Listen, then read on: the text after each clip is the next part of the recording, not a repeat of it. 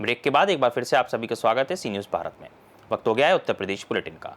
Uttar Pradesh bulletin में बात होगी अयोध्या की, जहां इनायत नगर में ग्रामीणों ने सतर्कता दिखाते हुए 3 संदिग्ध चोरों को पकड़कर पुलिस के हवाले किया है। इसके साथ ही बात होगी बिजनौर की, जहां नजीबाबाद में गुलदार के हमले से 8 वर्षीय बच्चे की मौत हो गई। गुस्साए ग्रामीणों ने सड़क जाम कर वन विभाग पर लापरवाही का आरोप लगाया है। ऐसी तमाम खबरों की विस्तार से चर्चा करेंगे इस बुलेटिन में। अयोध्या के इनायत नगर थाना क्षेत्र में सतर्क ग्रामीणों ने 3 संदिग्ध चोरों को पकड़कर पुलिस के हवाले कर दिया। अस्थना पूरे गड़ा गांव में रात के समय पिकअप में आधा दर्जन लोग संदिग्ध रूप से पहुंचे थे, जिनके वाहन में रस्सी, चाकू और तिरपाल मिला। ग्रामीणों ने वाहन की घेराबंदी की, जिससे आरोपियों ने जंगल की तरफ भागने की कोशिश की, लेकिन पुलिस को सूचना देकर 3 आरोपियों को नेवली गाँव के जंगल से पकड़ लिया गया। स्थानीय लोगों का कहना है कि ये लोग दिन में रेकी करते हैं और रात में चोरी तथा भैंस चोरी की घटनाओं को अंजाम देते हैं।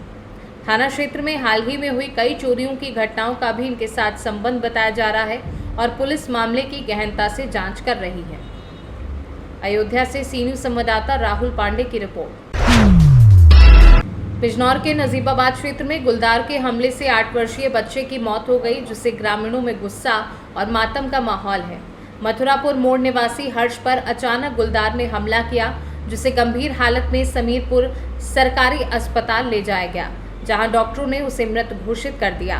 परिवार और गांव में शोक फैल गया है और अंतिम संस्कार की तैयारी शुरू हो गई है।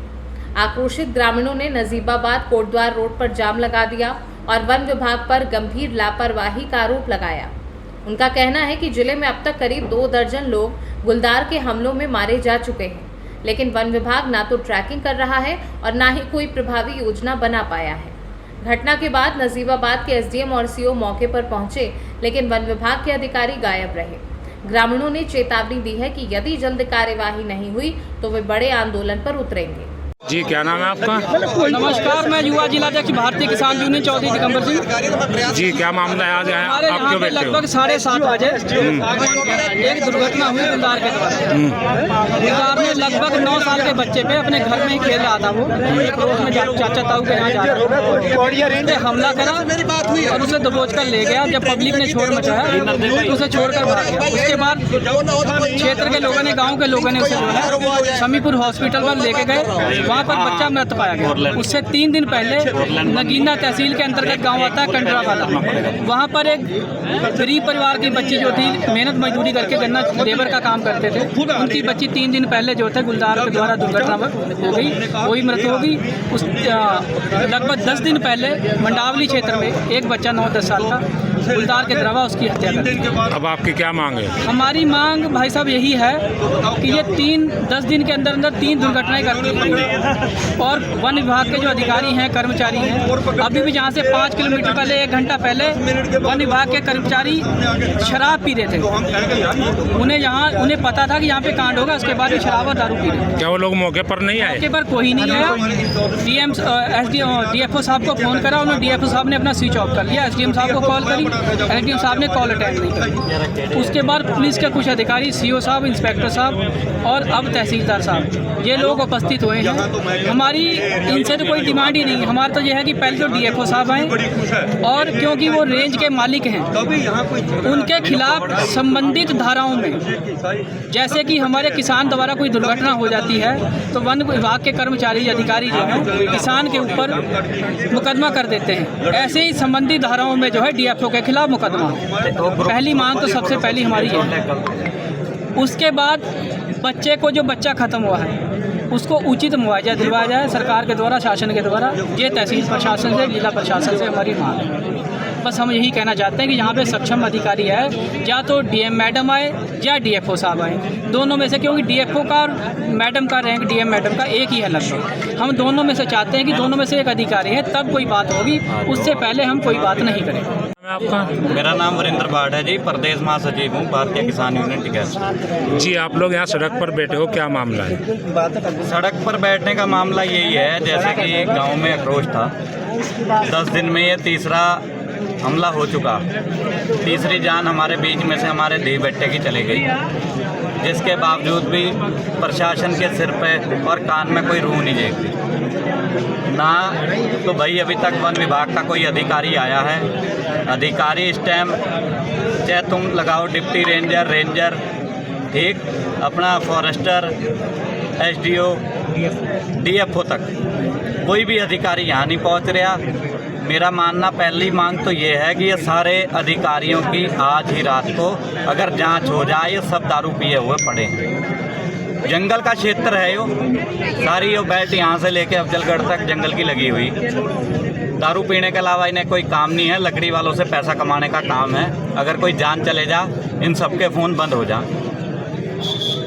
इसका इलाज सिर्फ यही है कि भैया इनमें पहले इनकी जांच बैठी जा। हम दूसरी मांग तो उसमें बाद में रखेंगे। यो क्या कहेंगे, मुआवजा, उस बच्चे की जान का मुआवजा 2-4 लाख 5 लाख नहीं।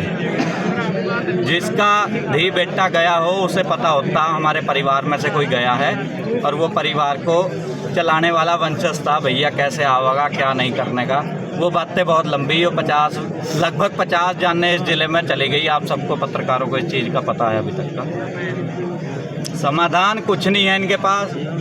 अपने जो भी अपने पिंजरे लगाते हैं उसमें बकरी बांधने की बात हुई, कुछ नहीं करते। जो पहले आज से 5 दिन पहले बिटिया मरी थी, उसका अभी तक कोई मुआवजे का नाम नहीं हुआ। अकेले मुआवजे पे आके मतलब एक इंसान की जान इन्होंने 5 लाख में लगा रखी। अगर इनका जानवर मर जाए तो सीधी 302 और 307 में मुकदमा करते हैं। तो हमारा मानना भी यही है भैया, अगर इनके जानवर हमारे यहाँ आ रहे हैं और हमारे इंसान को मार रहे हैं तो भैया इनके खिलाफ भी वैसा ही मुकदमा बराबर का कर दो। अगर सुनवाई नहीं होती तो आपका अगला कदम क्या होगा? वो जैसा भी होगा अगला कदम वो सब देखे गए। अभी प्रशासन में हमारे अधिकारियों के बीच में बात हो रही है और हमारे भी अपने जैसे भी पदाधिकारियों के साथ वार्ता चल रही है। जैसा उनका अगला आदेश होगा उसका नियम का और पालन किया जाएगा।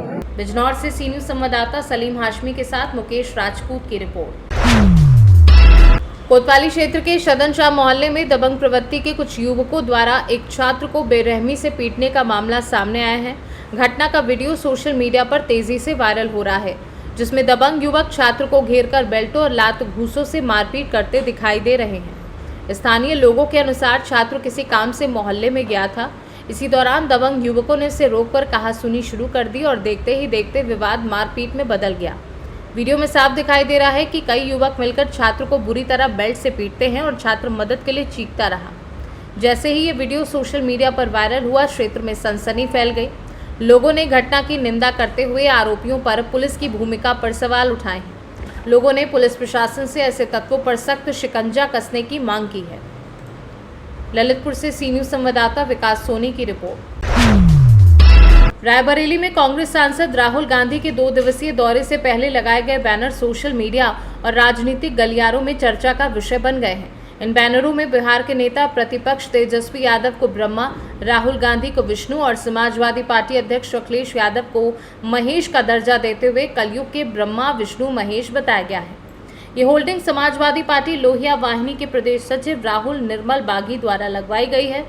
इन बैनरों ने शहर की राजनीति को गरमा दिया है और नेताओं के समर्थकों के बीच विभिन्न प्रतिक्रियाएं देखी जा रही हैं। मेरा नाम राहुल निर्मल बागी है। मैं समाजवादी पार्टी प्रदेश सचिव हूँ लोहिया वाहिनी का। ये बैनर लगवाया गया, क्या है बैनर? बैनर लगाने का मेन उद्देश्य है, जिस तरीके से देश में आज कलयुग चल रहा है, कलयुग में जिस तरीके से वोट चोरी किया जा रहा है, दलितों, पिछड़ों, शोषितों, वंचितों, महिलाओं, किसानों, नौजवानों को हक मारा जा रहा है, उसी हक की लड़ाई लड़ने के लिए इंडिया गठबंधन के जो पार्टी गठबंधन में है, जैसे कांग्रेस के राहुल गांधी जी आवाज उठाने का काम करते हैं, माननीय अखिलेश यादव जी जो हमेशा दलितों, शोषितों, वंचितों, महिलाओं, किसानों, नौजवानों, बेरोजगारों की आवाज उठाने का काम करते हैं।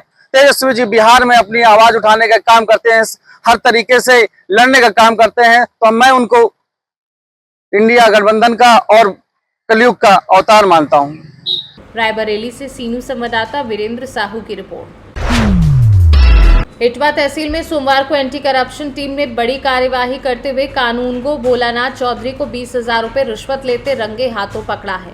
बताया जा रहा है कि कानूनगो नक्शा तरमीम कराने के नाम पर खुलेआम रिश्वत की मांग कर रहे थे। शिकायत दर्ज होने के बाद एंटी करप्शन की टीम ने पूरी योजना बनाकर जाल बिछाया और उन्हें धर दबोचा। सूत्रों के अनुसार शिकायतकर्ता से कानूनगो ने 20,000 रुपए की मांग की थी। परेशान होकर पीड़ित ने इसकी लिखित शिकायत एंटी करप्शन विभाग से की। टीम ने शिकायत की, सत्यता जांची और फिर तय समय पर कानूनगो को नकदी लेते हुए रंगे हाथों गिरफ्तार कर लिया। गिरफ्तारी के बाद एंटी करप्शन टीम ने आरोपी कानूनगो को कड़ी सुरक्षा के बीच थाने ले जाकर पूछताछ शुरू कर दी है। मौके पर हुई इस कार्यवाही से तहसील परिसर में हड़कंप मच गया है।